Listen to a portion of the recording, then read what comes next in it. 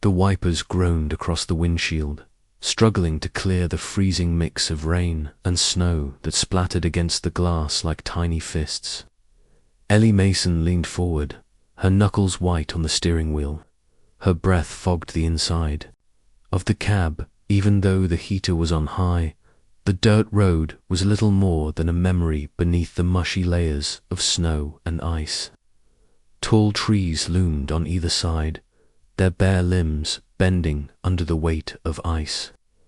Ellie's eyes flicked between the shifting shadows ahead and the map app blinking on her phone. There was no signal. She was alone out here, except for the storm and whatever had made that call. It had come in an hour ago. A voice, muffled and breaking through static, had said just one word, barking. Then nothing. A weak transmission, maybe a dropped call. The dispatcher had pinged the coordinates and logged it, but no one else had volunteered to check it out that Ellie had. Not because it was protocol, because something in that voice, something in the desperate bark that followed, had hooked deep into her chest and wouldn't let go. The GPS finally blinked, arrived, just as the road disappeared completely. Ellie stopped the car and stepped out into a wall of wind.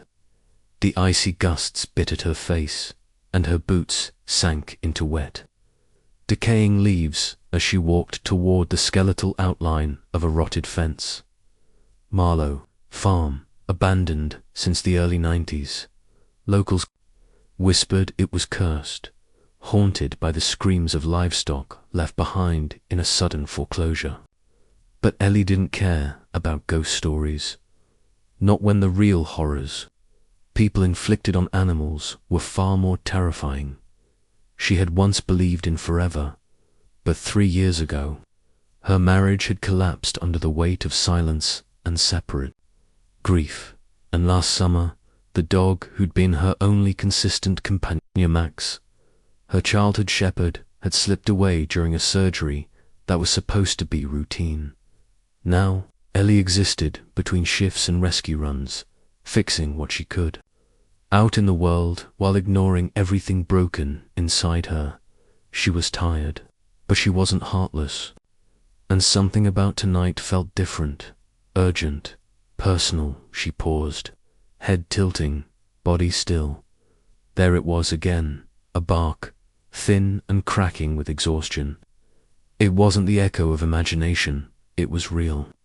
And it was coming from somewhere, near the barn where the wind made the wooden boards groan. Ellie's feet began to move before her mind caught up. She followed the sound, stumbling through frozen grass and uneven ground, drawn forward by a noise that sounded less like aggression and more like pleading. The terrain sloped downward. Weeds tangled around her boots like grasping fingers. The air smelled of rust, wet soil, and something else, something sour.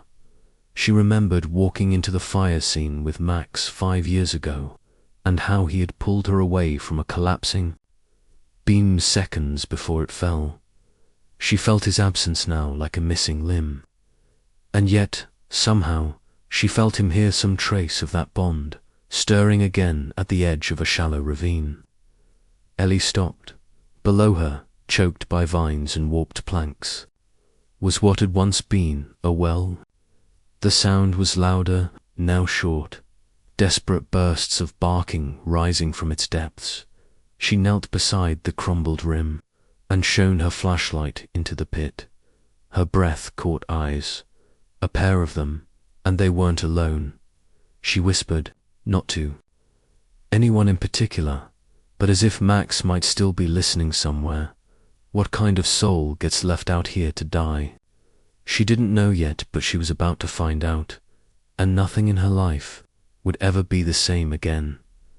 Ellie steadied her breath and aimed her flashlight down the well. For a second, there was only blackness, then a flash of reflection. 2 eyes wide, unblinking, alive. She felt it before she processed it, something staring straight back at her.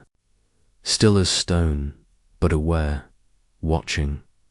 The beam of light flickered over a trembling body, tangled fur, ragged ribs visible through the skin, a thick chain wrapped cruelly around the animal's neck, tethering him to the base of the well like a forgotten object. She whispered, "Oh God, ... The shepherd didn't move, didn't whimper, didn't bark.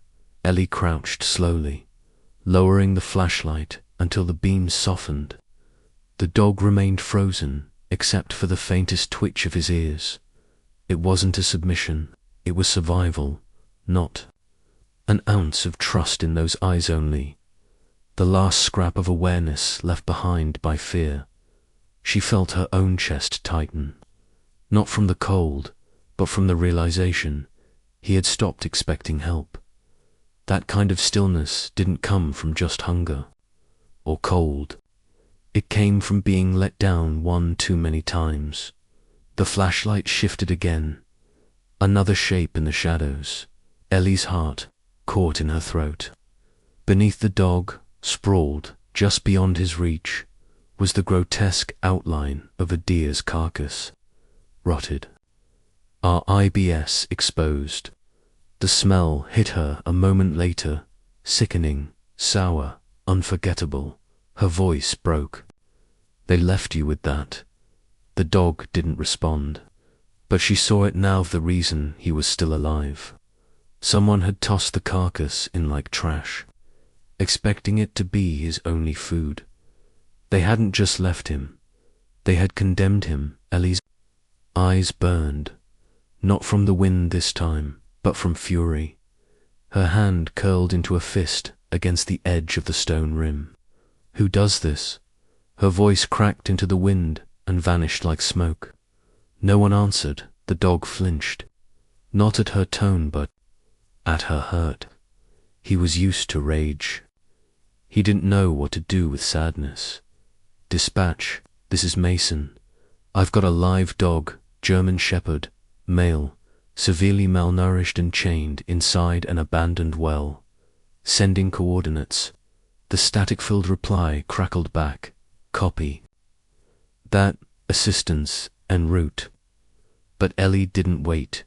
She tossed her radio aside and reached for the rescue rope in her truck. The storm was still howling, but it wasn't nearly as loud as the storm inside her now.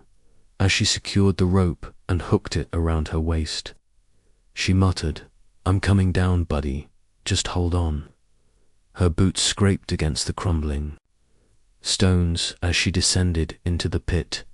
Slowly, carefully, the dog shifted, his muscles stiff and ready, not in aggression, but in self-defense. A low growl rumbled from his chest. It wasn't deep or powerful. It was hoarse, like someone who had forgotten how to speak. "I know," Ellie said softly, pausing. "You don't trust me. That's okay." She could see him better now. Every rib, every cut. His tail curled tightly under him. One paw lifted slightly, trembling. Halfway down, Ellie froze. She could hear her heartbeat over the wind, could feel the rope strain above her, the cold seeping through her gloves. What if she spooked him? What if she got too close too fast? This wasn't just a rescue, it was a line between life and death, not from injury, but from trust. If she pushed too hard, he'd retreat further into himself. She hovered there, breath shallow. Let him decide. Her voice barely carried, but the tone held steady warmth. "You've been through hell. I see it, I feel it, but I'm not leaving without you." The growl quieted. The dog's ears perked, just slightly. It wasn't surrender, but it wasn't rejection either. Ellie didn't move. She didn't force it. She just stayed suspended. There, above the mud, above the carcass, above the years of trauma anchored in those eyes. She let the silence speak, and in that stillness, broken only by wind and breath, a bridge began to build between them. A rope above, a chain below, but Somewhere between the two, the first thread of trust had begun. The rescue team worked fast. A harness was lowered, and Vala, skeletal and silent, was gently lifted from the well. His paws hung limp, his muscles barely responding. But even as the rope creaked and his body swayed, his eyes stayed locked. On the woman who had spoken into the dark and not left, Ellie stood beside the medics, arms folded tightly across her chest, forcing herself not to cry. She couldn't cry. Not yet. He was out. But broken, at the shelter, they moved with routine efficiency. Meds, vitals, intake photos. But Ellie refused to let him be just another file. She scribbled the name in bold across his intake form, Vala, because he survived something no one should, she whispered. He didn't respond to it, didn't even flinch. When the volunteers approached with food, he growled a low, trembling sound not meant to scare, but to plead for space. He wouldn't eat, wouldn't move, just curled in the corner, eyes open, watching every hand like it might hurt him at the next shelter board meeting. Voices clashed. He's unstable. We can't risk liability. It's not safe for anyone to foster him right now. Ellie stood quietly, then lifted her hand. I'll take him. The room went still. You sure about that, Ellie? Someone asked, not unkindly. You've been through a lot yourself. I know what it's like to be left behind, she said. So does he. No one argued after that. The first nights in her home were quiet to quiet. Vala paced, whimpered, slept only in corners, never on the bed or near her. Ellie never pushed him. She just sat with him, late into the night. She'd sit on the floor, back against the wall, reading quietly or talking to no one in particular. I lost someone, too, she murmured once. He was the only thing that kept me grounded, and when he was gone, I kind of disappeared too. Vala didn't move, but he listened. She felt it. It happened during one of those silent nights. Ellie was curled on the rug, a blanket around her shoulders, half asleep with a book resting on her chest. She felt something light. Hesitant, she looked down, a paw, barely touching her sock-covered foot. She didn't breathe, didn't move. Tears welled without warning. Hi, she whispered, smiling through them. There you are. Some nights, Vala would wake yelping, his legs kicking in the air like he was trying to run. Ellie knew those dreams. The smell of smoke, the heat, the helplessness. She had lost Max in a fire, and though she didn't talk about it much, the memory stayed close, like a scar just under the skin. She would crawl beside Vala when he thrashed, speaking softly until his breathing slowed. I know it hurts, she would whisper, but you're safe now. You're not alone, Vala. Trauma didn't disappear overnight. Some mornings, a passing garbage truck or a lawnmower would send him into a frenzy. He'd bark until his throat turned raw, pacing, circling the room. Neighbors started to complain. One knocked on Ellie's door, frustrated. She apologized, but that night, sitting on the porch steps beside Vala, she sighed. They don't understand, do they? Healing doesn't keep a schedule. He rested his head on her knee. That was enough. The storm rolled in without warning. One loud boom, and Vala bolted through the back door before Ellie could stop him. She called his name into the rain, drove down back roads, checked ditches, alleyways, even the woods near the river. It was hours before she found him, curled in a muddy ditch, soaked and shaking, eyes wild. She stepped out of the truck and knelt. He didn't growl, didn't flinch. He let her lift him.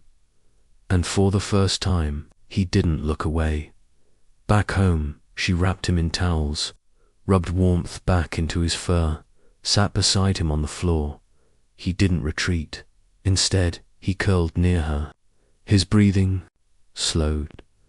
He let his head rest against her thigh. The next morning, he followed her to the kitchen leash. No coaxing, not because he had to, but because he wanted to. The knock was official. A man in uniform, clipboard in hand. Sorry to bother. You, ma'am. We're reviewing a series of animal abuse complaints in the area. That shepherd, does he have any identifying marks? Scars on the snout. Legs, Ellie's stomach sank. Yes, why? The officer's face hardened.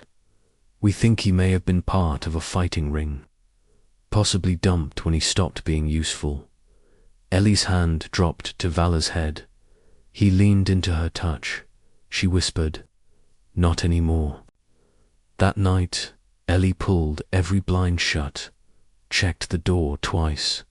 Vala watched her, ears alert, body stiff. She could feel it like a shadow at the edge of peace. The past wasn't done with them, not yet, but neither was she. She sat beside Vala, on the rug, and said softly, "I don't know who hurt you, but if they ever come back, they'll have to go through me first." He didn't bark, he didn't growl, but he did something better. He stayed close, he stayed home. The sound came like a gunshot. Ellie jolted upright on the couch, just as the window beside her shattered into 1,000 pieces. Shards rained down across the hardwood, glinting like ice. Vala barked once, then fell silent, frozen. A rock clattered to the floor, wrapped in paper. Ellie's hands trembled as she reached for it. The message scrawled across the note made her stomach twist. "Give him back, he's ours." Her pulse pounded in her ears. Rage flared under her ribs, but it came tangled with fear. Fear for him. Fear that they weren't finished. She turned. To Vala, he was standing now, body rigid, every muscle quivering. But he didn't bolt. He didn't cower. He stood between her and the broken glass. Ellie's throat tightened, his eyes locked with hers wide. Scared but fierce. He was shaking, yes, but he was rooted. Not because he didn't feel fear, because he refused to leave her side. "You don't have to protect me," she whispered, kneeling. But Vala stayed exactly where he was. By sunrise, she'd cleaned up the glass and locked every door twice. But she wasn't staying quiet. Not this time. With the note and photos in hand, Ellie drove straight to the sheriff's office. Her voice didn't waver when she spoke. They came for him. The sheriff raised an eyebrow. "Are you saying someone broke into your home over a dog?" Ellie leaned forward. Not a dog, a witness, a survivor. Ellie recounted everything, her voice low but steady. The well, the chain, the deer carcass, the way Vala flinched at certain voices, the claw marks on her kitchen door after the first thunderstorm. Every scar on his body had a story, and each one added weight to her words. The sheriff leaned back slowly. "You think he remembers where they took him?" Ellie nodded. "He doesn't forget." Neither did she. 2 days later, the raid team crept up the gravel path of a rural junkyard property, tucked behind rows of rusted trailers. Vala walked beside Ellie, leash in hand, chest rising with shallow breaths. He sniffed the air and something changed. His ears went back. His body stiffened. His nose twitched. Then a whimper, barely audible. From deep within the compound, Ellie felt it like a shiver down her spine. He remembered. The team paused. Ellie loosened the leash slightly. Vala didn't hesitate.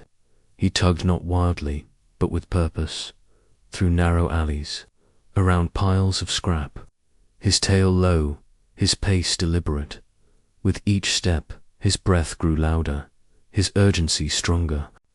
Barking erupted from somewhere behind the walls. But Vala wasn't reacting. He was guiding, leading them toward it. The trail led to a shed, padlocked, rusted, soundless until they got close. Then the soft jangle of chains, a high-pitched whine. Something desperate, starved. Ellie's hand flew to her chest. That's a puppy. Vala barked, sharp, commanding. The officers broke the door. Inside, 6 dogs, cramped, chained, terrified. And near the back, a tiny shepherd pup, ribs poking through fur, tail curled tight. Vala surged forward, barking again, not with fear, but with urgency. Ellie didn't move. She let him speak for them both. The officers struggled to hold Vala back, but Ellie shook her head. Let him go. He sprinted toward the pup's cage, barking so loudly it echoed off the metal walls. The little one responded with a weak tail wag. Vala's paws scratched at the bars. He turned and looked at Ellie. He wasn't scared. He was protecting, not himself, someone else, and Ellie understood. The culprits were dragged out in handcuffs. The dogs were freed, one by one. Officers lifted them gently. Medics waited nearby, but Vala... Vala lay down, right there in the dirt, beside the puppy's empty cage. He exhaled long and deep, his chest rising and falling like waves finally settling. Ellie knelt beside him. You did it. He didn't move, just rested his head against her knee. She stroked his back. You're not chained anymore. They sat together in the dirt as the sky turned gold. No sounds, no barking, no screaming. Just breath. Ellie reached for him, brushing her hand over his head, and Vala, bruised, battered, healed in ways that mattered most, leaned into her touch. No hesitation, no fear, only trust. And in that quiet moment, everything they'd endured, the pain, the nightmares, the fight, faded behind them. What remained was the bond that had carried them through it all. The mornings came quiet now.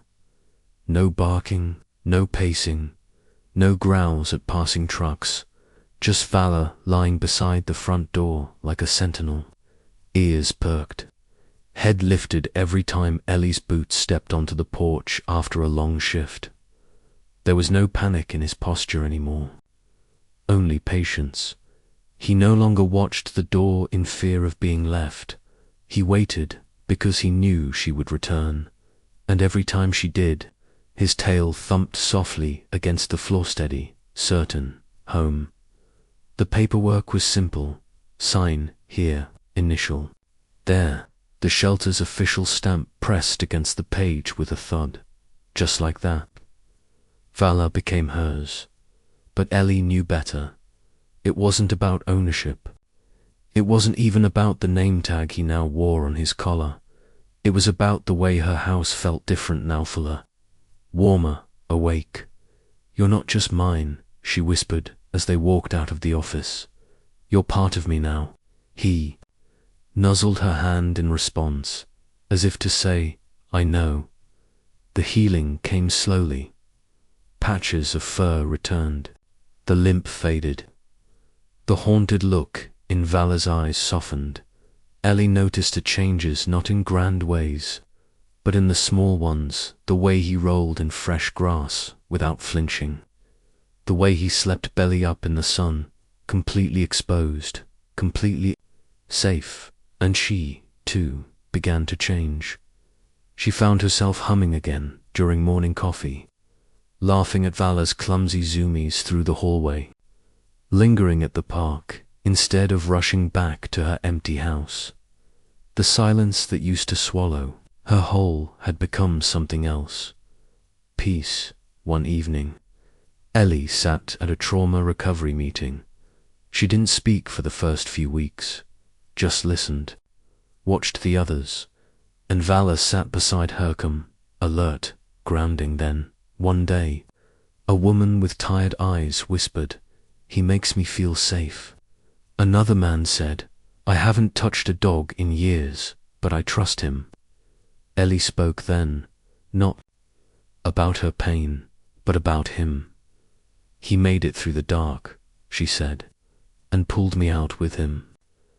After passing his therapy certification, Vala began visiting shelters, hospitals, and veteran centers.